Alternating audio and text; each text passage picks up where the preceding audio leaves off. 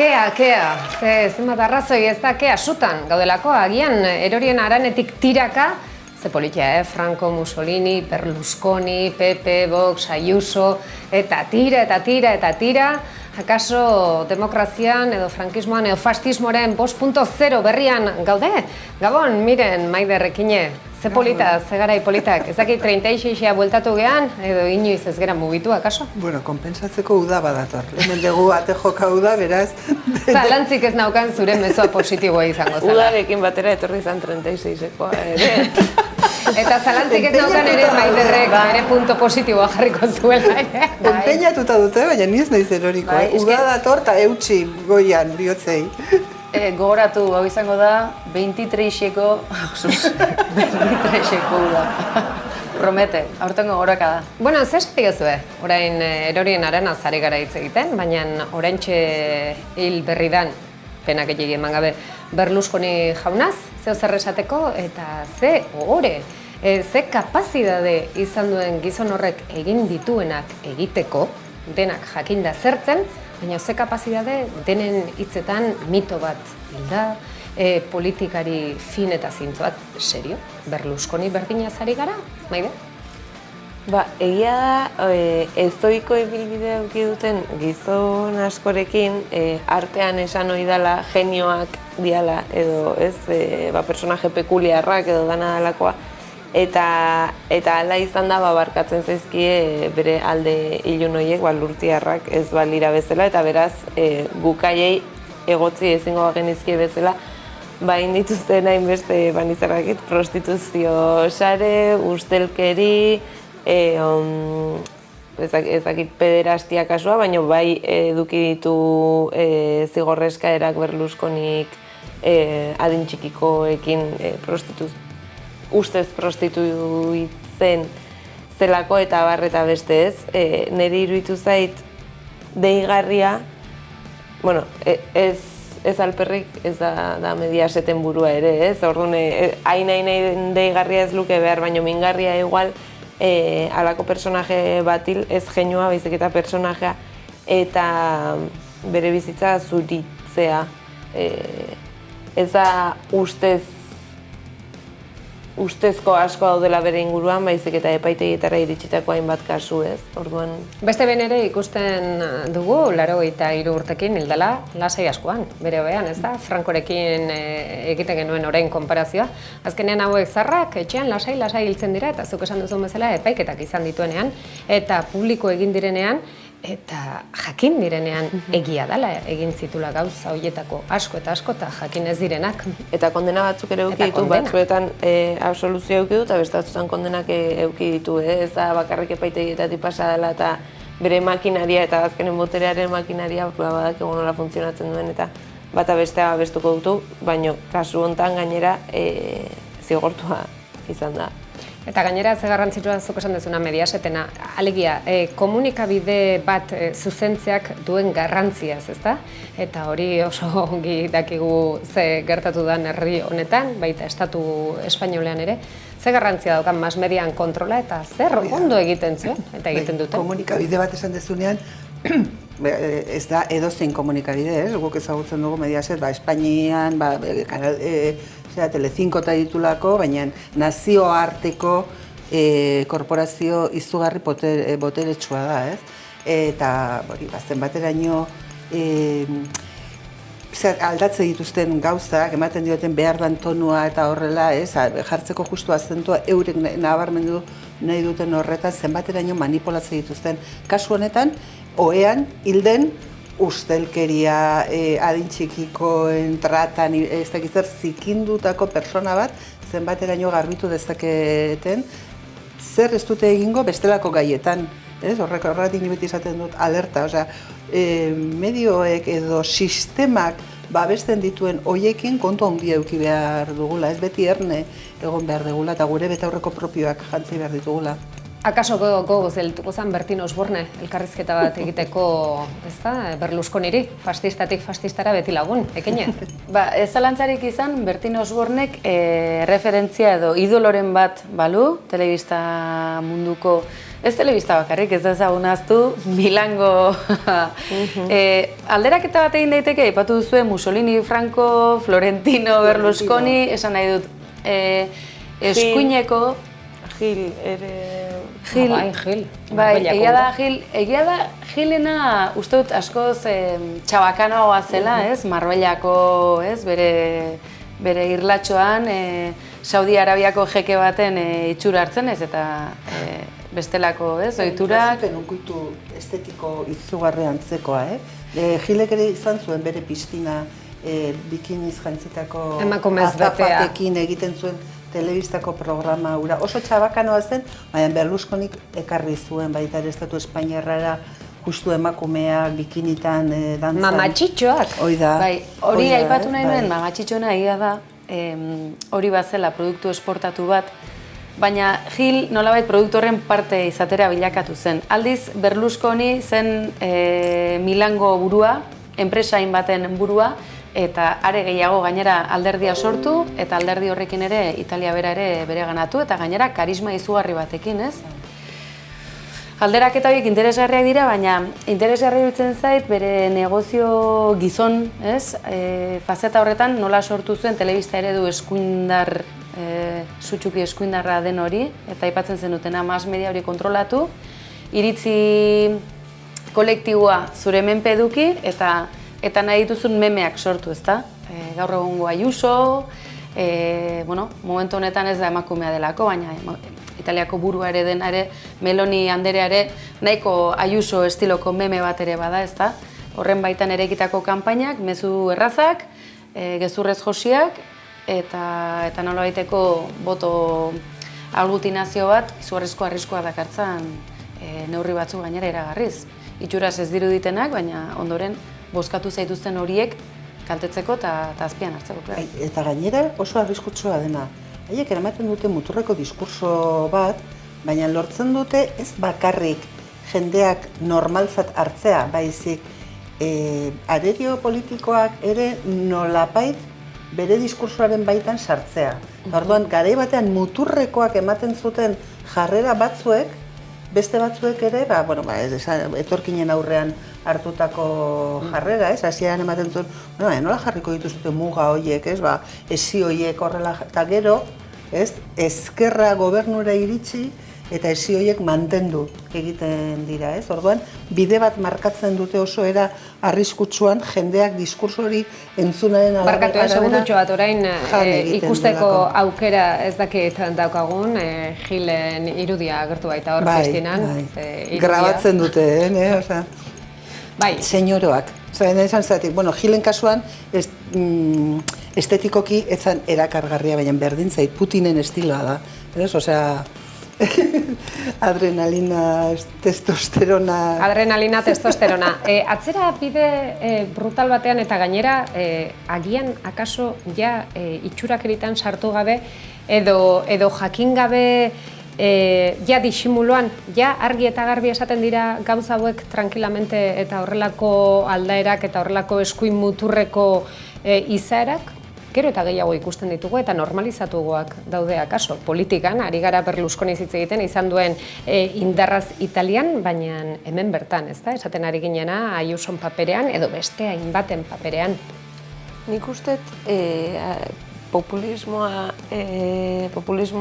hitz egite egunen asko etortzen zaigu igual Latinoamerikako askotan kutsu soziala daukaten mugimendu politikoak, askotan egotzi zaio ezkerrari populista izatea, eta hori edo irain hori esportatu da ere Espainiara azkeneko urteetan M15 ondoren sortutako Podemosekin adibidez, ezta. Eta niretzako, igual populismoaren adibideak ez daudean, baizik eta Europatik joan dira ara edo Europatik kopiatu da, eta niretzako Berlusconi da populismoaren adierazle nagusietako bat. Eta bere emaitzak eman zituen, eta Ayusok egin dezakena orain ere antzeko zerbait da, baina Ayuso ez da ere ez da bapatean zuaitz batetik erori, Esperanza Agirre hori izango zen, eta seguraski Rita Barberak ere antzeko funtzionatuko zuen Valentzian, ezta? Eskaintzen kainak denontzako, ekartzen festa handienak irira, eta bitartean pribatizatzen eta eskubideak urratzen herritar hori. Hoi nabarmen, horrekin lotuta orain hauteskundeak datozela, uztailak 23 hortxe daukagula, iragan saioetan ere hitz egin genuen, ezta, oporren afera eta jendea. Hortaz aparte ikusten ari gara, egunez egun, etengabe, pakto berriak, hitzarmen berriak, hauek ez dira etorriko, guk etikoki ezin dugu, entzun dugun azkenetariko izan da, ezta? Guk etikoki ezin dugu baimendu, kasua kasu bildu iristea eta horretarako gure botoak zuen esku uzten ditugu. Hori ari gara ikusten hemen, ezta? Euskal Herrian gertatzen ari dena hainbat lurraldetan etika hitz egitea holako gauza baten, ez dakit, etika. Zoru etikoa, ez? Sartu diguten beste konzeptu tramposoa, ez? Batzuentzat oso goian dagolako zorua eta beste batzuentzat oso behan eta oraindik jaisteko aukera malguarekin, ez? Nonbait zorua ere ez da gizatiar guztientzat berdina. Maider, nola ikusten duzu, aurrera begira orain mugimenduak ikusten ditugu, uztailak 23, hilabete, gutxi gora bera, hilabete falta da. Nola, ze mugimendu ikusten ari gara? Nik uste eta hasiko gala ikusten nola argitzen dian kontuak, aste honetan izango diran edo osatu diran udalekin, ez? Eta udal gobernu osatu dian. Ez horrek esan nahi dulako, ezagin hor aliatu baldin bada honekin aurrerantzean ere uztailaren 23tik aurrera ere, ezagitea EAJak eta PSek oso akordio beraientzat erosoa daukate, eta nik genuke esango Madrilen bereziki ondo moldatzen direnik, edo EAJ ikusi da esaten, beraie diala 40 urtetan Euskadirentzat onena lan egin dutenak, eta berdintzaiela PSerekin edo PPrekin baldin baden, nahiz eta beraien lehentasunezko ekipoa PSOE izan, baldin eta oneako aukera onak eta baldintza onak sortzen baldin badira, ez? Baina gehiago bai usteet, justifikatu beharko dula alderdi bakoitzak nola jandun gertatu dana, ez? Gasteizen PSOeko hautagaia baldin bada alkate EAJak nola azalduko dien bera bozkatzen dutenei PPren babesarekin egin behar izan dutela. Edo ezagitea Bilduk proposatu ditun lauko akordio horiek ere azaldu beharko ditu kanpainan, nola denak Bildu baztertzen ari direnean, berak nola eskaintzen dion gobernua osatzea PSOEri ere, ez? Nik uste ekainaren 17tik aurrera berriro, da ez baldin bagain den, are gehiago egongo gerala kanpainan eta horri ikusiko dela bakoitza nun kokatzen da. Ez da erresa alderdientzako ere orain daukaten afera. Ze orain egiten dituzten hitzarmenak, gero 23ra begira, ze erantzun jasoko duten, zuk esaten duzun bezala hori da, Maiderrek esan duen bezala, orain zuk esaten duzun bezala, miren, nola zuritu, ez da? Nola saldu histori bat orain, eta nola saldu histori bat hilabete barru. Dagoeneko entzundet pare bat tokitan, berez ekainaren 17an sortzen direla udalbatza berriak, baina ez bada gehiengo osorik ateratzen edo luzatu daitekela muturreraino eraman ezkero baita uztailaren 23aren ondoren sortzea udalbatzak. Niri dituko litzaiak hain tramposoa, datorren larun batean argitu, larun bat honetan argituko dira nola sortzen diren udalbatzak. Norbaitek planteatuko luke ez eraketza hori egitea aidean gelditu dadin, nik uste dut ez duela zentzu handirik, ez? Hor argi dagoena da, edo nora ere, bloke benetan neofascismoari aurre egiteko blokeak osatzea baldin bada, edo behintzat horren palanka egitea, bakoitzak hori nola proposatzen duen. Eta Hego Euskal Herriari dagokionean, badugu batetik Eusko Alderdi Jeltzaleak nolabait iradokitzen duen hori, eskuin muturrari ezin zaiola atea zabaldu, baina hori ulertu daiteke era batera edo bestera, ezta? Euskal Herria Bilduk ulertu dezaken bezala orain arte bere jokabidea aztertuz, izango da ezkerreko bloke horri nola baiteko babesa eman, puntualki edota programatikoki, ez dakit. Baina Eusko Alderdi Jeltzaleak aldiz, ezkerreko bloke baten ez luke parte hartuko, argi irakusten ari da, ezkerrekoekin batzeko prest dagoelako soilik, hemen Hego Euskal Herrian eta Euskal Herria Bildu instituzioetatik kanpo uzteko. Eta nik uste ez dela nola esan zuen gratis eta amorez. Edo nola esan zuen? Bako zerbait.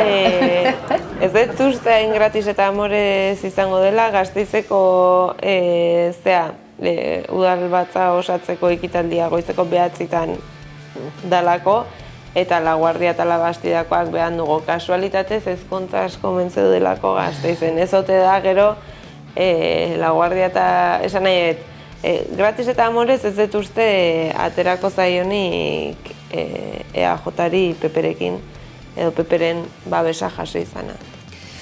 Edo nola ere, egia da, xake partidan jokaldi ezberdinak badaudela, eta matematika politiko asko dagoela. Zaila da guztia jarraitzen behar bezala, eta hori pairatuko dutenak hiritarrak dira. Bozka eman behar duten horiek ez dutelako ez denborarik, ez aukerarik, ez baliabiderik, denbora bere ere baliabidea da, baina baliabiderik guzti honi behar bezalako jarraipen emateko. Beraz, gardentasun askorik ez da izango beste behin ere, hauteskunde egunean bozkatuko den horrek zer nolako garapena izango duen, batez ere erdigunean kokatzen diren alderdi horiek, eta boterean egotera ohitura dutenez, boterean segitzeko edo zer egingo duten horien aurrean, ez. Beraz, interesgarri dago.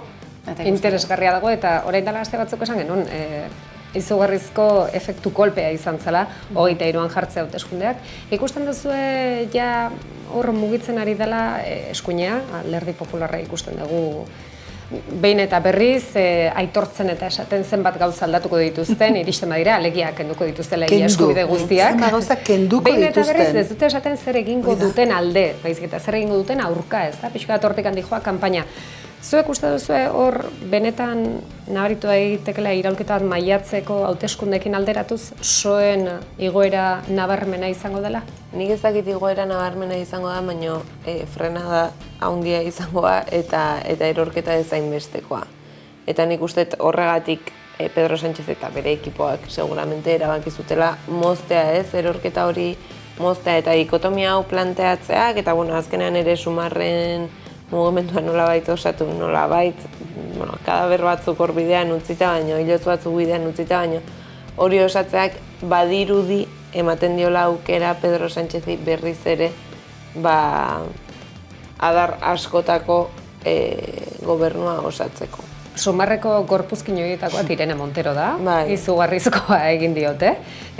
Hori inteligentea izan da beraien aldetik edo ja beraien tumba ehortzi dute? Ni pentsatzen dut beraiek ere edukiko dituztela analistak, edukiko dituztela ezagite politologoak edo dana delakoak kalkulo horiek ez. Ni pentsatzen dut, ni Espainiarra banintz eta feminista banintz, Euskalduna eta feminista izan da, kriston pena eman dit Irene Montero la fulminatu izana, eta iruditzen zait gaina Irene Montero oso politikari ona. Ez bakarri politika ona jarri ditula martxan, baizik eta politikari bezala ona izan dela, eta gaina emakume politikariei askotan eskatzen zaie beste era bateko, eta aldarrikatzen dute, Yolanda Díazek berak aldarrikatzen du politika egiteko beste era bat, baina era hori askotan askoz femeninoagoa, askoz lasaiagoa da, eta Irene Monterok borrokatzen du eta zuzen esaten ditu gauzak, eta ez beste era bateko performantza daka politikaren barruan. Niri politikari bezala oso balidoa iruditzen zait, pentsatzen dut, hau ekingo zuten kalkula izango zala, emakume hau ja erreta dagoela eskuineko aparato guztiak, bai edabideek, bai alderdiek, egotzi diotelako gauzak ez egitea behar den bezala, eta orduan, harrapatu nahi duten bozkatzaile guzti horien artean, Irene Montero izan daitekela freno bat. Badakite, segurazki, Irene Montero kentzeak jakinda, fasismoaren arriskua hor dagoela, haserretu ahal izan den jende asko ez diola utziko Sumar bozkatzeari. Ez, jende asko nik ikusi sare sozialetan, Espainiako feminista asko esaten, haserre ze gaizki iruditzen zaiten hau guztia, baina erantzukizun badakat Sumar bozkatzeko, ez? Nik uste hori dela egin duten kalkulua.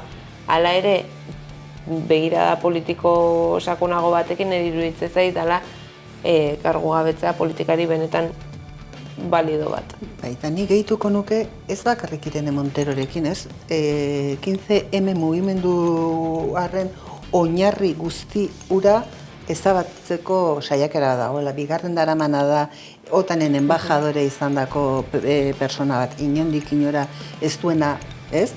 Nik uste dut Marokoren aldekoa eta... Bai, nik uste duena ez duela inondik inora ordezkatzen PSOEren ezkerrera dagoen Espainiako ezkerra hori, eta, bueno, pues, men egin diotela, lehen aipatzen genuen, mas media edabideen diskurso horri, ez? Osea, ez hau inkomodoa egiten zaigu, zeratik,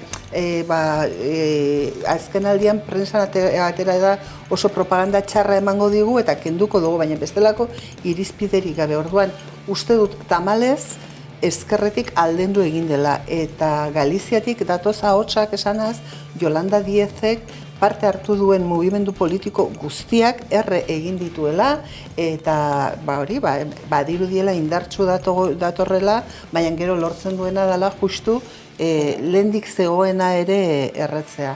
Beraz, ez da dile horrela gertatu, iruditzen zaidelako edozein estatutan PSOEk ordezkatzen duen ezkerretik ezkerrera jendetza bat dagoela, eta jende horrek behar duela ordezkaritza bat parlamentuetan. Eta hor, interesgarria izango da, RC eta EH Bildu elkartuta badoazela senatura, eta hori bai edonork bozkatu ahal izango du, eta ea badagoen kongresuan Sumar eta zigortzeko moduan senatuan koalizioa bozkatuko duenik. Bada mugimendua, sare sozialetan, bada mugimendua esanez bozkatuko ditugu hauek, Bere garaian herri batasuna zena aurkeztu zen, eta bozka pila bat jaso zituen estatu mailan eta horrela, jende batetik pentsatzen duelako, ezkerrak batez ere pentsatzen duelako senatua bera fosildutako parlamentu bat dela,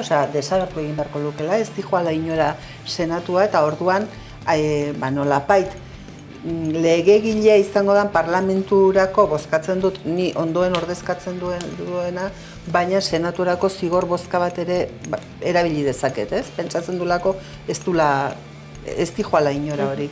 Eta, gertatu daiteke. Sánchez, Feijóo eta konpainia, kontuz, ojo, kuidau. Horruzten dugu, ekine, kontatu guzu zein da aste honetako onena, beti dago karkizuta, txoin, kareta sartu bate, ekil doktorea.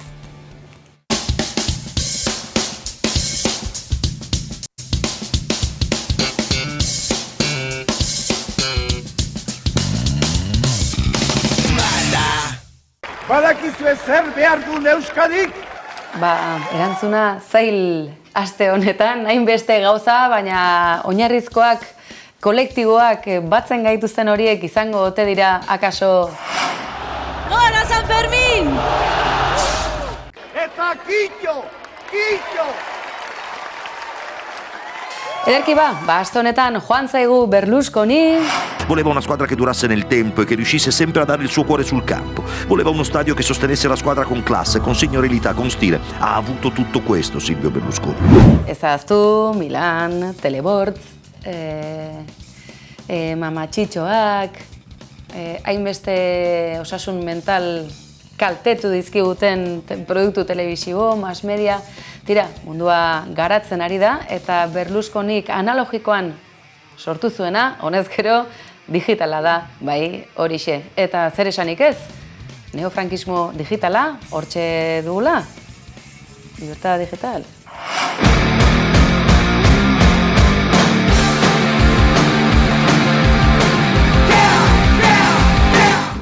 Erantzunak berehalakoak izan dira, badira gaur egungo Berlusconiren antzerakoak izan daitezkeen produktuak, Meloni edota Ayuso, bera? Y con respecto a lo mismo, con las exhumaciones a estas alturas, bueno, pues veo que es un poco más de lo mismo la utilización por parte del gobierno, no solo de las instituciones, sino de la historia de España. Y no puedo más que condenarlo y desde luego no pronunciarme mucho más porque seguro, estoy convencida que estarían deseando que lo hiciéramos para entrar en su campaña. y hacer campaña con esto a mí me parece tremendo.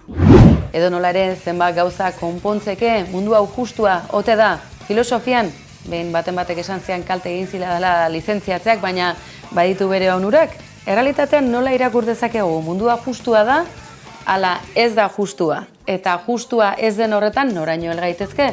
Ezue, erorien haranetik antifasisten gorpuzkinak edo eta frankistek baitutakoak nondik aterako dituzte? Ate nagusitik, ala atzekotik.